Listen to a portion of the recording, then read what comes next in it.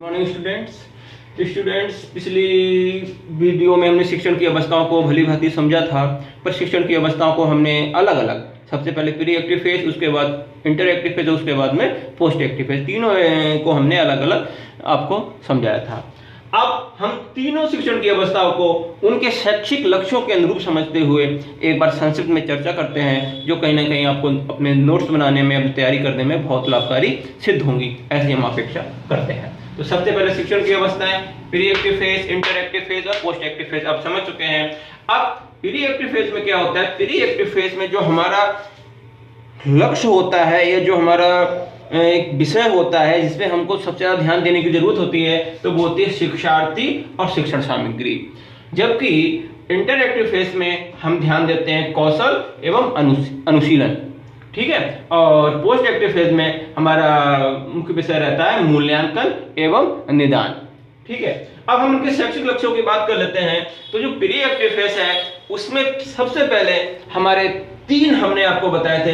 सबसे पहले हम क्या करते हैं? शैक्षिक लक्ष्यों का निर्धारण। शैक्षिक लक्ष्यों का निर्धारण करना बहुत आवश्यक है। जब हम शैक्षिक लक्ष्यों का निर्धारण जब हो जाता है तो उसके बाद में हम निर्धारण करते हैं शिक्षण सामग्री के विषय में। हमारे पास कौन कौन सी शिक्षण सामग्री होनी चाहिए, किन किन शिक्षण सामग्रियों की उपलब्धता शिक्षण के लिए आवश्यक है।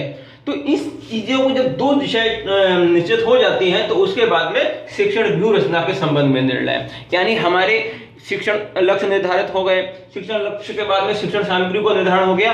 अब उन शिक्षण सामग्रियों का हमको उपयोग कैसे करना है कि जिससे हम अपने लक्ष्यों को अधिक से अधिक प्राप्त कर सकते हैं, तो शिक्षण व्यूह रचना के संबंध में हम निर्णय ले लेते हैं। तो ये सब बातें आती हैं प्री एक्टिव फेज के अंतर्गत। अब आइए इंटर एक्टिव फेज में।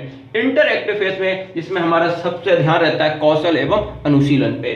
तो इसमें कक्षा की अनुभूति, फीलिंग ऑफ क्लासेस, कक्षा की अनुभूति कि हमको कक्षा को एक तरीके से उसको जब हम कक्षा में जाते हैं तो कक्षा को एक मनोवैज्ञानिक रूप से समझ लेना, या इन चीजों को कक्षा की अनुभूति। फिर शिक्षार्थी का निदान, नंबर 2 पे शिक्षार्थी का निदान, शिक्षार्थी को पहचान लेना, शिक्षार्थी को समझ लेना, ठीक है।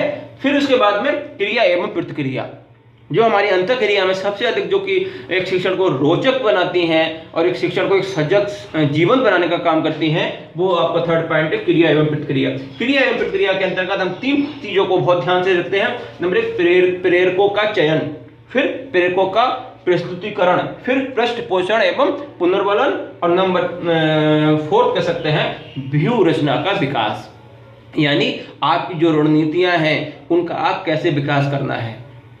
इसमें लचीलापन होता है, कहां पर किस चीजों को आपको जोड़ लेना है बच्चों के समाज से, जिससे कि वो कहीं ना कहीं पर बोरियत महसूस ना करे। उसके बाद नंबर 3 अवस्था है पोस्ट एक्टिव फेज, और इसमें हम ये चलते हैं, इसमें भी 3-4 पॉइंट है। उनमें एक फर्स्ट है व्यवहार परिवर्तन की वास्तविक व्याख्या, कि व्यवहार परिवर्तन आप किसको मानते हो?